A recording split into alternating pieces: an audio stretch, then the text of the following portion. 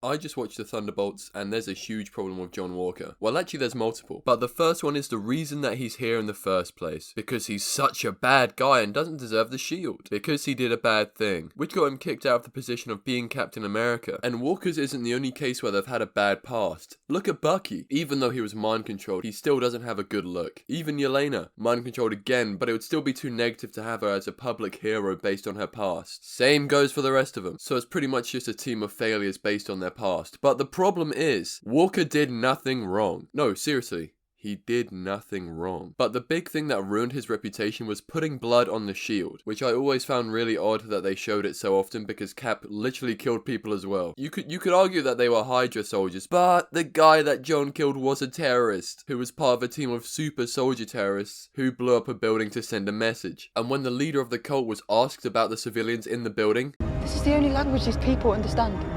She didn't care at all. She killed 12 people just to send a message, which is literally terrorism. But the guy he killed was on their side, and you feel bad that he got killed? You think he's innocent? When Walker's best friend for his entire life, his whole deployment, died from fighting the same redhead girl who has the serum in her veins, who hit him way too hard for a person she said she didn't really want to kill. "I didn't mean to kill your friend." The guy did look sorry when he saw what happened to Lamar, and obviously didn't want this to happen. Well, did you hear what I was saying earlier? The terrorist attack. And he was holding Walker when his best friend got killed. So John snaps back into it and tracks down this guy, and he's still running away. John's asking him, where is she? I need information, where's she at? And he's just deflecting.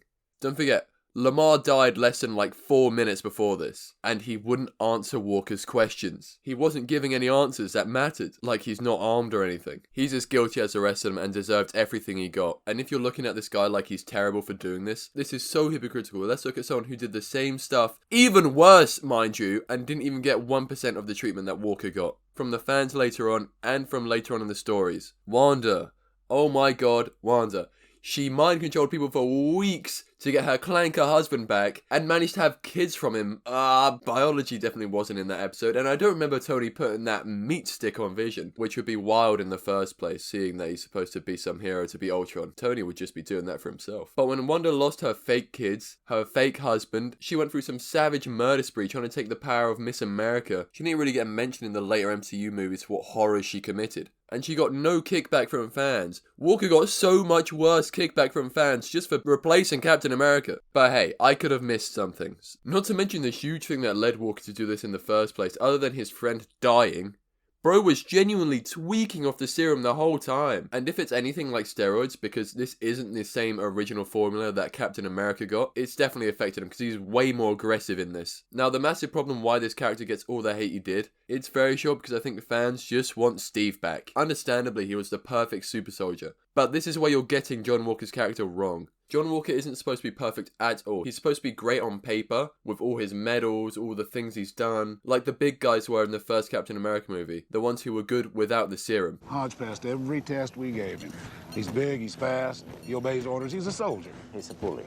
You don't win wars with niceness, Doctor. But that isn't me saying that John Walker's a bad guy or anything he's done is wrong, by the way. I'm just trying to explain what I think they were getting at. And I'm standing by his crash out. Not as much as this one, but both valid crash outs. But he's just a lot more meaner than Steve. He doesn't really have manners in the Thunderbolts, and Steve was concerned with swearing all the time in Age of Ultron. But that's so understandable when you figure out what happened to him before all of this to make him so mean. But the reason people are mad at him is wild, because he got picked as Captain America. Falcon didn't want to be Captain America. He literally gave the shield away. This was after Endgame as well, so people needed the hope that was lost once Cap died, which is reasonable. And he didn't want it. He didn't want the shield at all. So the government found the best option they could. Their perfect soldier. And fans are mad, mostly because it just wasn't Chris Evans. Or the fact that they were trying to replace Captain America. It would make sense if this was an original idea only put in the series. But they knew this was going to happen. It happened in the comics. There was a different Captain America. In fact, there's been more than one Captain America. Before Falcon. It's Falcon's fault that Walker had to happen in the first place, so be mad at him. One thing that happened in Walker's fall off of being a hero, which got me really mad, was that they lost the shield because, like I said previously, he did nothing wrong. Even if this looked bad, which it definitely wasn't that bad, seeing that he was a terrorist, it's not bad enough for the shield to be taken off him. Especially as brutally as this. John didn't even want to fight. He gave them 2 outs. You don't want to do this. And while we had Bucky pinned, he said this. Why are you making me do this? doesn't want to be doing this. And the shield isn't theirs anymore. It was the government's. They gave it away to. Oh yeah, and what I just said about him not wanting to hurt them. Forget about it. I'm blaming the serum for that, but in all fairness, Bucky was trying to take his head clean off, so maybe that's why he started hitting harder. One thing that I never understood in this fight is how Falcon's hits hurt this guy. Like, I can understand ones where he's flying, but this one, it should be like Batman versus Superman.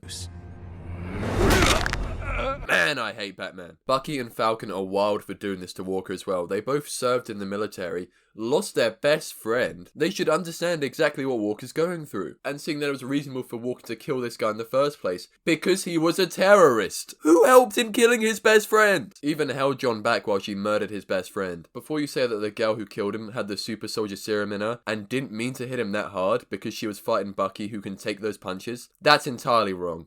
She was punching to kill because Falcon was in the fight as well. And he ain't super at all. No offense, man. And the other problem was, throughout this entire series, there's this overwhelming amount of pressure put on Sam if he should take the serum, because there was some spare. And he said no because he wanted to show that you can be great without needing it. And there was a conversation that it could corrupt whoever takes it, just like the One Ring to rule them all. I'm assuming Falcon thought he would be tweaking out like Walker did if he took it. But him suggesting it's not needed to be great makes it sound like if you take it, you're cheating your way there. Like Soldier Boy.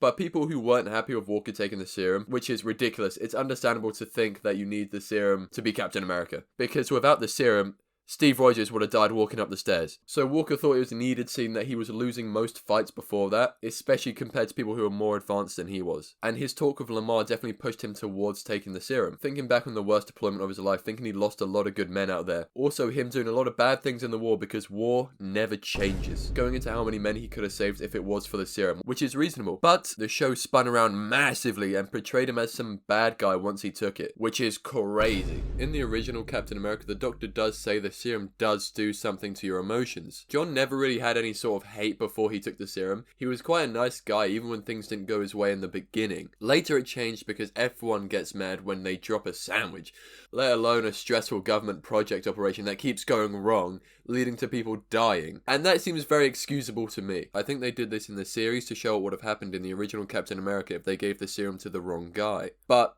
John isn't the wrong guy. In the movie, they're trying to get him to look like a bad person by talking about his past. Like he's sent into this place where he's shown the worst moment or his biggest regret. Shockingly, it's him being a bad father and a slightly mean husband.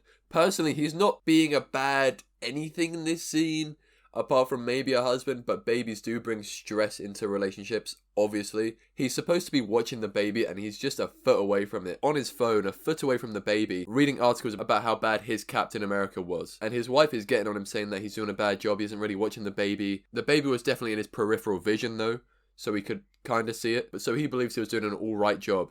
So when she confronts him, all he really gave was some sass and then leaves, saying if you don't like it, do it yourself. As someone who hopefully isn't a parent right now, I think he was doing a decent job at watching the baby, and out of all the bad things he could have done before this, it's not that big of a deal. The other thing they try to get him on in this movie is about being a meanie. In the movie, he's mean to mostly Bob, but understandably, Bros lost his whole family, his best friend, and ruined his legacy.